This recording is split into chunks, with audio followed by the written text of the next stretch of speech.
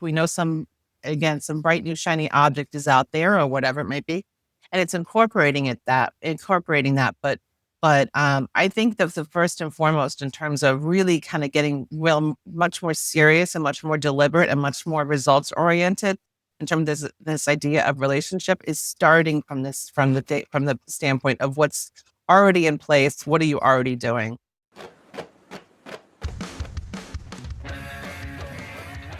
Oh yes, this is the Hardcore Marketing Show. I'm Casey Cheshire, your host for this epic journey. Today's show is sponsored by Ringmaster, on a mission to launch B2B podcasts that create relationships, generate revenue, and drive growth. Ringmasterlive.com. Bam.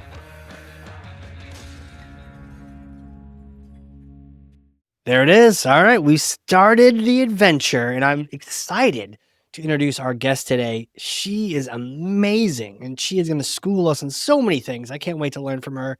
Marketing leader, a thought leader, a speaker, consultant, an entrepreneur, you name it. What is she not? I don't know. She has worked with so many people. In fact, Entreprenista 100 award winner. Let's go. Working with multiple large companies to help them see that growth. CEO and founder of Revenue Growth Advisors, Michelle Hsiao. Welcome to the show. Thank you so much, Casey. Wow, that was an amazing introduction. I need you as like my PR person behind me. Well, you let me know next time you need a Zoom meeting and you need a little hype. Send me the invite. I'll just show up and be like, "Ladies and gentlemen," and then after the intro, I'll just disappear. Yeah, I love it. That's great. Maybe it's a future SaaS service. I don't know. Yeah, definitely another thing in your another project for you. Yeah, another thing to create. Yeah. Wait, I can't wait to learn from you. Let me pass you this thing. Here it is. Okay, go ahead. Take Thor's hammer. Okay. All right. Yeah. Got Nice. Single-handed grip of Thor's hammer. I love it. Take Thor's hammer. Smash for me some kind of marketing myth, bogus strategy, misconception. Set the record straight once and for all. Yeah. So I would say that the myth I had in mind was that most people think that the most important thing about marketing is the product. And I disagree. I think the most important thing in terms of marketing and your opportunity is the most crucial part of it is the relationship. It's the relationship with your customer. It's the relationship with your team. And it's the relationship that you have as a professional with your network and your community. Damn. This is all about the relationship. It's not the product. But aren't we on this planet to sell product? Like, what is going on here? Well, I think that if you think about this, and I think, for all of us and what we do in terms of marketing and entrepreneurship and business driving, we think about this as customers and we think about this as what we do, like what we get paid to do. And so if you think about it just in terms of ourselves as customers, because that's, I'm sure other people, this resonates. A lot of times we get so caught up with what it is that we do, what our business is, what our title is, what it is we do, what our job is, that we kind of like lose our hat of being a customer. We're customers every single day, right? So if you think about it as a customer and you buy a product, it could be anything, could be pens, could be a shirt, could be a car. You have a lot of choices out there, right? And so if you just said like, I need a new shirt, well, why did you buy that new shirt? Did you buy it just purely because it happened to check all the boxes of what you needed? But what compelled you to buy that shirt? What compelled you to go to that store? What compelled you to go to that website? And so you think about that from that standpoint, it was like the journey that got you to buying that shirt. It wasn't just all of a sudden a shirt showed up at your house, or like a choice of shirts showed up at your house. So I try and think of it from the standpoint of like, of course, the product has to be right. The thing has to be right. Whether you're, like I said, whatever it is that you're selling, but how do you get someone into that kind of journey? And how do you get them to have like a relationship with you as a brand, as a founder, as a product, maker? And that's the relationship, so it's of course the product has to be right. It has to be has to be what you're looking for. It has to be at the right price. It has to be, all of the kind of the attributes, but it's really about even getting them to that point of interacting with your product that I argue is really the foundation. And it's that pre-work that, wow, it doesn't get as much attention as the moment itself, the present tense, but we're not thinking into all that journey beforehand, how the shirt even consider. I went shopping for a shirt last night, and yeah, it didn't randomly appear. Even if it showed up from Amazon, it didn't randomly just show up at my house. Right, right, exactly. Was it something, were you buying something in person or are you buying it online? Well, I was trying to buy it in person, but when you Okay. have 2 teenagers join you, it's just really kinda hard to shop.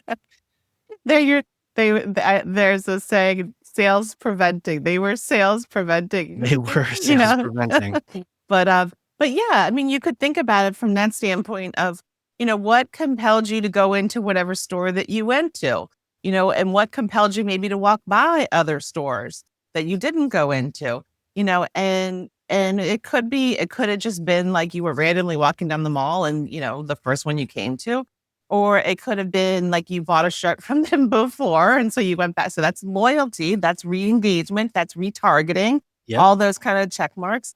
Or it could have been a new store or one you haven't shopped before because you saw, like, you got an email in your email or you got retargeted while you were sitting there on, some other website. Like, so all of that is the relationship building. And so when we think about again, all those words in terms of the customer's path to purchase, you introduce your product, you you retarget, you follow-ups, operational emails, branding emails, promotional, like all of these touch points, the SMS, the paid social, like all of these, like, people just think of it as kind of, again, path to purchase, or just think of it as like marketing levers.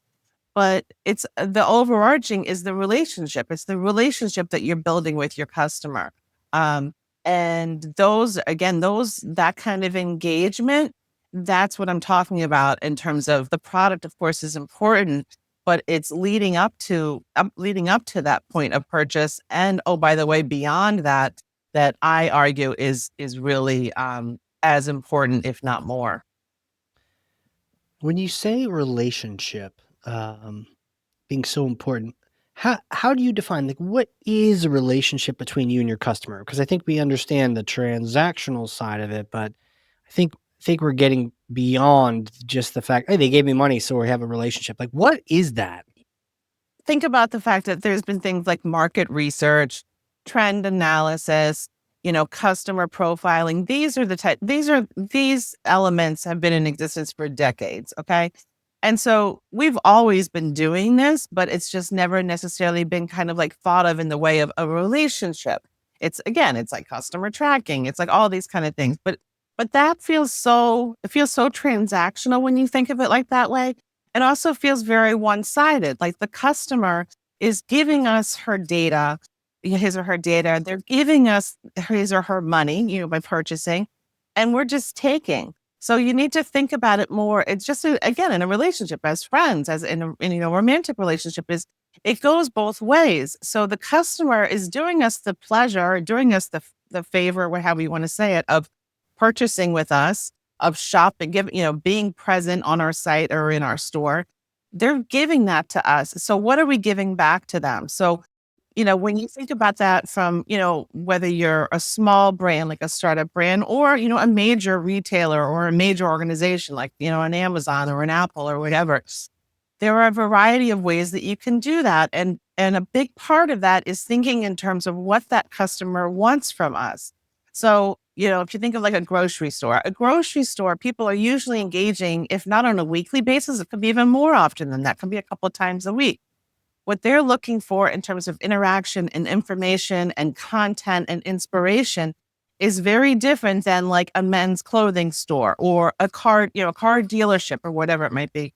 So it's not like there's this one stop or kind of like one broad stroke of how everyone should be approaching it, but it's definitely from the mindset of like, what are they looking for? What do they want to hear from us? How do they want to hear from us? When do they want to hear from us? And also, like, proactively kind of asking them for feedback. So it could be things like surveys. It could be things like, contact us and having like live chat, like giving them the opportunity to interact when they want, how they want. There's a lot of different ways that we could do. It can also be again like retargeting, like reviews, prompting customer reviews. So there's ways that we need to try and ask that give them the opportunity to guide in terms of the relationship that I don't know necessarily that we've fully maximized. Mm. Oh, no doubt we haven't maximized it. What but there's a lot to it, just hearing all the different aspects. Where's the first step? It's where do we start if we have kind of neglected this? Oh, it's a good question. I would say, and I'm sure that many of the other guests that you have on here and your listeners, like we're all very developed in terms of marketing levers and and best practices. So, but I think that in some ways there are things that have been kind of abandoned because of like the big and fancy shiny object over here on the side. So there's always some new kind of way to interact. So however many years ago it was, 15, 20 years ago, it was like email. That's the brand new thing. And then it became like SMS and texting. And then it became, social media and influence. And and now there's like AI, it's because there's AI paid as well. Like there's all these different things that are bright and shiny and new. But when you think about the fact that you have to start from a foundation, and the foundation is understanding the data analytics in terms of how your customer interacts with you. So if you think about the fact of does he or she open your emails? Okay. Because if they're not opening their emails, or if they're opening them, but they're not clicking, if they're clicking, but they're not engaging, like all of those various touch points, then there's something that's wrong. So maybe your email, like your targeted, your email campaigns are not right. Maybe the content's not right. Maybe the timing's not right. Like if you're sending out like a sale message on a Monday morning, that's not really great. That's not that timing's not aligned in terms of when the bargain shopper or when the promotional shopper is shopping. Um, so it's really kind of getting in under the hood in terms of understanding all the different aspects of how you're interacting and what's actually performing. Um, and so I think that that's really the first starting point is like, what are you already dealing with? What do you already have that is working or not working? And what can you learn from that? Um, and that's like kind of boring work. You know what I mean? It's kind of Yeah, boring. It's not, I hate to say it like that, but it's not sexy. You know what I mean? right. So, but like not going through that kind of exercise and just saying like my gut tells me that, X, Y, and Z. My gut tells me that our customer likes this, but you need to be going to the data and letting the numbers drive you in terms of your direction and your decisions, at least first and foremost, you know? Yeah. I think it's like a lot of things I'm sure is that there's a science and there's an art to this, you know? The science of this is again like focusing on the data, the analytics, the numbers, what do the hard cold and hard facts tell us? But then there's the art of it, which, is again kind of I guess I'm showing my prejudice is like it's a little bit more of the fun part, but the art of it, which is okay, the numbers tell me all this, but also we make our judgments and we know what's coming down the pike. We know some bright new shiny object is out there or whatever it might be. And it's incorporating that. But I think that the first and foremost in terms of really kind of getting real much more serious and much more deliberate and much more results oriented in terms of this idea of relationship is starting from the standpoint of what's already in place. What are you already doing? Yes. Yes. You're right. It is a balance. There's the head and the heart, Hmm. and you typically have to balance, especially in B2B. There's a little more balance that has to happen. Sometimes in B2C, you can go heart forward, but sometimes in B2B, I would say people maybe neglect the heart, thinking we have to logic our way through this, but there still is that heart. Hmm. Yeah, yeah. And I also think that again, there's a balance in terms of what and how you're communicating and having this relationship. again, if I was if we were in a relationship and all I'm ever talking to you about is what I need from you, what I would need from you, what I need from you, and like this is what happened to me today, and like all this kind of just like then then you're like, do you not have any feelings for me? Like I'm just like I just all about what you need from me. And versus if the other side, if I was like all I ever talked about was how I felt today and like my emotions and the whole thing and like the sky was beautiful today and this whole thing, you'd be like, okay, well that's wonderful. But like we gotta live our life. We gotta pay our bills. We gotta get dinner made. And so it's the kind of the same thing I think in terms of like marketing is like this idea of figuring out a balance of the relationship and communicating with our customers and asking them to communicate back that is there's the value driven, like we're having a sale today, like come in and see us. There's the like new product launches. There's the like our founder was on vacation last week and she has a great new idea for beach shoes, like, whatever it might be. Like it's all of this, all of these different elements that makes kind of like the whole sauce work, you know? Oh, yeah. Like I the thought I had as you're describing that is, yeah, marketing strategy as relationship advice and vice versa. Take a relationship coach and put them in, put them in a marketing hoodie and, man, is what they're saying about how we make sure we're yeah, even, start your relationship with a customer off with a give. Stop trying to take their time and their attention all the time away from them. But, how could you give them some time and attention? How could you give them the information they need, whether it helps you or not? But how do we be a little bit more selfless in our relationships? Yeah, I'll share something that just recently that we did with one of my clients. So they're a jewelry brand. We just kind of soft launched them about 2 months ago. We're like, for lack of a better word, hard launching, like more deeper launch in about 3 months, and just based upon the amount of product that we have and everything. So, anyways, I really felt like we needed to, and the founder agreed that we really needed to figure something out as far as rewards were concerned. Rewards, Yeah. loyalty, and done right, the rewards and loyalty program or some version can be an incredible like business, sales driver, engagement, loyalty, referrals, the whole thing. But done badly, it honestly just comes off as being very like transactional. It comes off as being very like you spend a dollar, you get a dollar, like this whole thing. And it's just, and I think it's a real big missed opportunity in terms of engagement. Again, beyond just like I get a reward for spending a dollar, there's ways to communicate and share and make me feel special that I've done something. I've engaged with you at a deeper level than just walking into the store and walking out. And so we found a really interesting provider that does a loyalty and rewards program from a different standpoint. So of course, again, there's the spend a dollar, get a point type of thing. But they also are really focused on user generated content in an interesting way. They're also focused on rewards and earnings that have nothing to do with spending money. Okay. So it's like in our case, the jewelry brand has some other elements to it in terms of like intention and inspiration. And she's a former yoga studio owner. And so we're doing things that are like, share your intention for the day and get 10 points.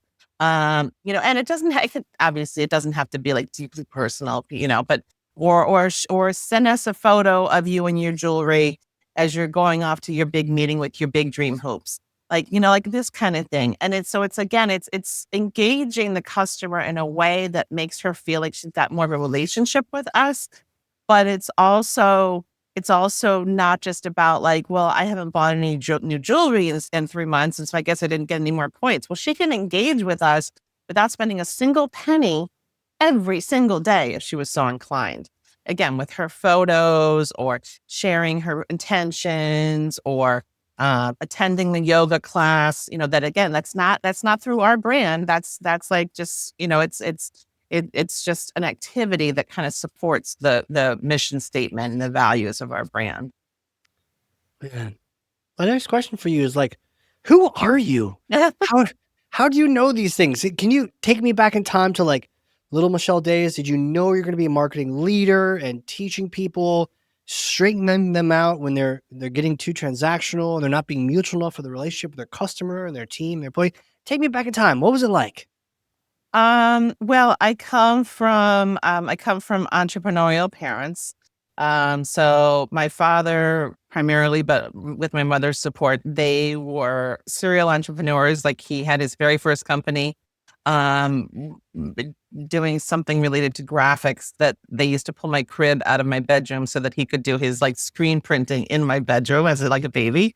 Um, so as we both know, and as many of us know, is like entrepreneurship has incredible highs, but also has incredible lows, you know? So I was there as a kid, but growing up, it's like they had great years and they had not so great years. And so I honestly had no interest in entrepreneurship just because of that, kind of that like that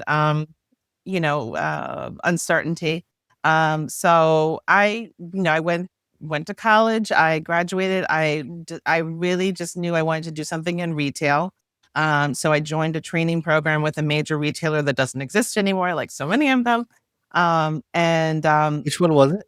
It's Lord and Taylor, Oh, yeah, of course. which is based out of New York, and I don't know. As of today, they're trying to, I think, relaunch it for like the second or third time. Oh, jeez. But you know what? I mean, it was a great experience. I was there for 7 years. It was the foundation, honestly, of everything because it was when you're in that kind of major big retailer, it's about profitability. It's about results for the shareholders. It's about great experience and customer and product, but it's about making money. And that's a really, I don't care what you do from there. I think joining some level of a training program and kind of a major organization, I think is great foundation for entrepreneurship. So yeah, so I did that. I was with Macy's for 15 years. I used to go overseas and work with the factories, primarily in Asia. I was in e-commerce when it didn't really exist. At the time, it was about $250 million annually in commerce for Macy's, and it grew to $10 billion by the time we finally kind of started making some changes. And I left, and I went to another major retailer as one of their C-suite merchandising leaders. And then this is the truth. I got laid off for the second time in 5 years. So, Wow. so it was this recognition that, that there's no security in this either. You know what I mean? Yeah. And it's not connected in many cases. That's not connected to your title. It's not connected to how, how well you did or didn't perform. A lot of it is just numbers. It's based on, as we both know, like there's a lot of different factors of why you get laid off or, why they make org changes. And so I just kind of was like, wow. So if there was no security, I was in the C-suite, didn't have security. And I had this, in the whole thing. And so I made the decision that I wanted to try and do something on my own. And so, kind of to your point is like, I take all of those experiences, and I think all of us who've made the decision to kind of walk down the entrepreneurial road is you take all of these experiences of both of what you liked doing, what you were very good at, what you learned, but then also the things you didn't like and the things that you don't want to replicate. Um, and so for me, one of those, kind of like in this long-winded answer to you, is one of those things is this idea again of interacting and relationship building. So for me, I see that not only in terms of myself as an entrepreneur, as a professional, like I have to be constantly nurturing my network and my community and my referral partners and like how I get business and how I help others with business. I want to help you as much as you help me. And I'm very, very deliberate about that and very, very, very conscious of that. But also, again, this idea of the relationship with the customer is something that I have not seen in some cases my retailers that I worked for do in a way that was, I felt, successful and productive. And so it's a big part of not only what I do for my clients, but what I do for myself, for my business. Yeah. Man. Jeez. There's this, I mean, what a crazy, crazy history. Um, I have a bit of a hypothetical question for you now. Are you ready for this? Sure, bring it on. Okay, let's do this. You see, I may or may not have a time machine up here in New Hampshire. Okay. Okay. It's true. It's in the backyard covered in a tarp, but for plausible deniability, you come do an event for one of your clients up in Boston, a little drive north to New Hampshire, and you do this time machine. You try this thing out. It's a particular kind of time machine where you get to go back in time and meet yourself. Just out of school, a little fashion, a little French, things that, bright-eyed and bushy-tailed. What do you say to that, Michelle? What do you say to yourself a few days after graduation? Oh man. Well, my journey was I graduate. So I'm originally from the DC, Maryland area. I interned the summer before graduation with a major retailer that was down there that doesn't exist anymore. Yep. And and they offered me a job, but I just had this idea in my mind that I wanted to at least try New York. So I respectfully declined and I asked them to basically transfer my Oh, offer to Lord and Taylor, which was part of the same kind of umbrella organization. Um, and they did that. So I came up here to New York and I didn't know a soul. I had no friends. I had no family up here. I had no place to live. I was like basically living this kind of like not a hostel, but kind of along that line for a couple of weeks. And I just kind of like figured it out. I just made it work and made friends and and found an apartment and, got started on my career. So I think that, like in terms of your question about like what would I tell her is I would tell her that like she's doing the right thing taking a chance. She's doing the right thing like in terms of if it doesn't work out you can always go home, and I don't just mean like go back. I mean like you can always make a change. um and there's very few things in life that are completely irreversible, you know what I mean? it's true. um and especially in terms of our careers. And so I think I would tell her like you're making the right decision taking this chance, and don't ever lose that desire to take chances. Don't ever lose that desire to maybe take the path that's not quite as expected. Don't lose that desire. Yeah. Yeah, yeah. And I think that, again, I'm sure that you yourself, and I know you've had like a lot of kind of like turns, and I don't call them pivots, I call them evolutions, Yeah. because pivot implies that you were going the wrong way, you made a turn. Evolution is Yeah. like you were driving and you just decided to, make a change. So we have a lot of evolutions, I think, in our life. And I think that, even for myself, 20 some years into my career, is I don't want to lose that. I want to still feel like, whether I'm working for another 10 years, another 30 years, is that I'm always going to have that kind of desire to and that willingness to take those chances. Yeah. And I guess the funny follow-up to that question would be, do you think that Michelle would listen to you if you told her that? I think it's really funny because I was listening to, I was scrolling through and listen and watching some TikTok videos this morning Yeah. while I was like drinking my coffee and everything. And one of them was, I don't know if you know him, this guy, Gary Vaynerchuk, Yeah, Gary Vee, let's go. Gary V. And I love him and I follow him on, all the different platforms. And he talks a lot to his followers about like, they'll come to him and they'll be like, I'm 23 years old. I feel like I missed the boat. And he's like, are you crazy? It's like, even if you came to me at 63, you didn't miss the boat. Like, he just really kind of always, I think, tries to kind of push people, but also give them support. Like, it's never too late. And so I think that for me, as far as like her, I think she felt like I think she felt a little bit like she was too late. Like I took a couple years, it took me a couple years extra to get through college. So I was 25 years old when I moved up here out of college. And I think she felt like I was 3 years, who cares at this point? But like at the time, it was like I was 3 years older than everyone else in my training program and I was behind and everything. And it's like, no, you're not behind. Like you're like, again, as we both know, like 3 years is nothing. But I think it would have been like I don't think she was afraid of taking that chance. I think she was afraid that she was already too far behind. And I just think that it's this idea of we need to all kind of understand that we're on our own journey and it's our own, not how quickly you get down the road is not necessarily how quickly that I can get down the road. And there's nothing wrong with that. No, nothing at all. Wow. Well, hey, where can people reach out if they want to connect with you? Maybe they would love to get some of your eyes, some consulting eyes on some of their programs, maybe on their relationships with their customers or their team. Yeah, yeah, I would love to connect Yeah. with people, whether it's as, colleagues and support for each other. I'm launching something on Friday, actually.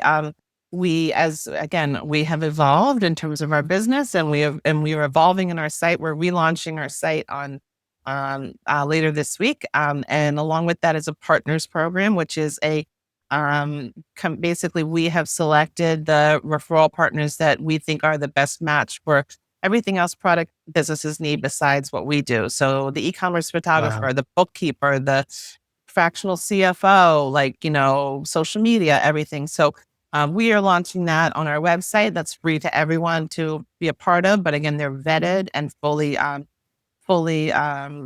there are partners, and it's free to anyone, as far as product businesses or marketing are concerned. So it's on the Rev Growth Advisors.com. So the Rev Growth Advisors.com.